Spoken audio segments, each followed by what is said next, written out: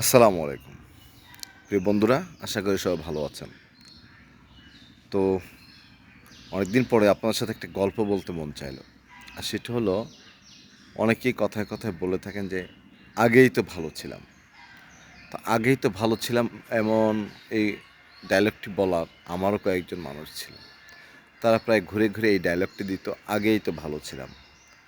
তো আগেই তো ভালো ছিলাম, কীভাবে ভালো ছিলেন? এত স্বৈরাচার, এত ফেসিবাদ, এত জুলুম নির্যাতন চলার পরও আপনি কীভাবে ভালো ছিলেন? এই তথ্যটি আমার মাথায় শুধু ঘুরপাক খেত। তো একদিন এক বন্ধুর দেখা পেলাম। সে আমাকে বলল, অমুককে চিনিস? অমুক অমুক কত উপরে গেছে তুই জানিস? আমি বললাম, কীভাবে? অমুক তো মাসে 1,30,000 টাকা ইনকাম করেছে আওয়ামী লীগ সরকারের আমলে। কীভাবে সম্ভব এটা? যেখানে একজন পত্রিকার রিপোর্টার কোনো বেতনই পায় না বলা চলে, সে কীভাবে 1,30,000 টাকা ইনকাম করবে?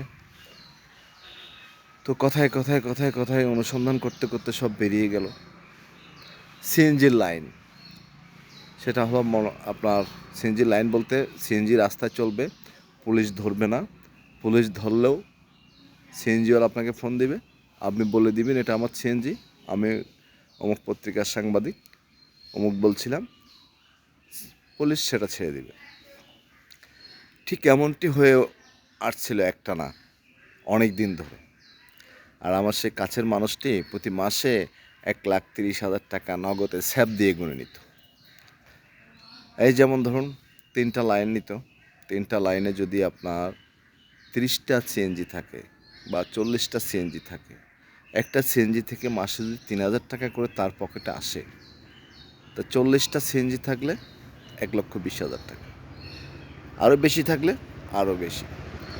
ঠিক এভাবেই সিএনজি দিয়ে ব্যবসাটা চলে গিয়েছে।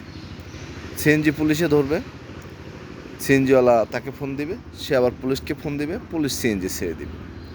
এভাবে পুলিশ যতদিন সিএনজি ধরেছে, আমার কাছের মানুষটি সেভাবে মালটু কামিয়েছে।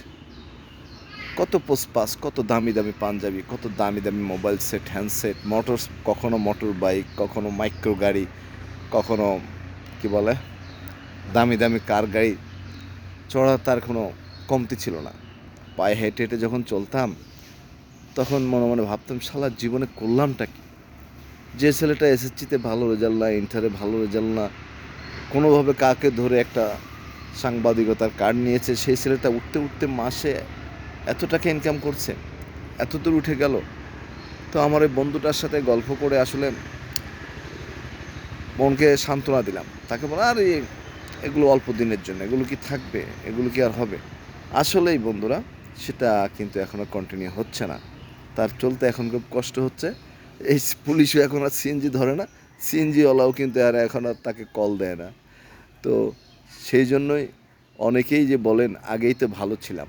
আসলেই আপনারা যারা আগে চুরি বাটপারে দুর্নীতি করেছেন, গরিবের পকেটের টাকা লুট করেছেন, তারা আসলেই আগে ভালো ছিলেন। তারা আসলেই আগে অনেক আরাম-আয়েশে জীবনযাপন করেছেন। এখন একটু কষ্ট করেন, এখন একটু জনগণের কাতারে এসে সবার সাথে মেলে চলেন। দেখবেন আগে আপনারা জনগণের সাথে কী অন্যায়টা করেছেন, কী দুর্নীতি করেছেন, সব কিছু মুখোশ উন্মোচন হয়ে যাবে।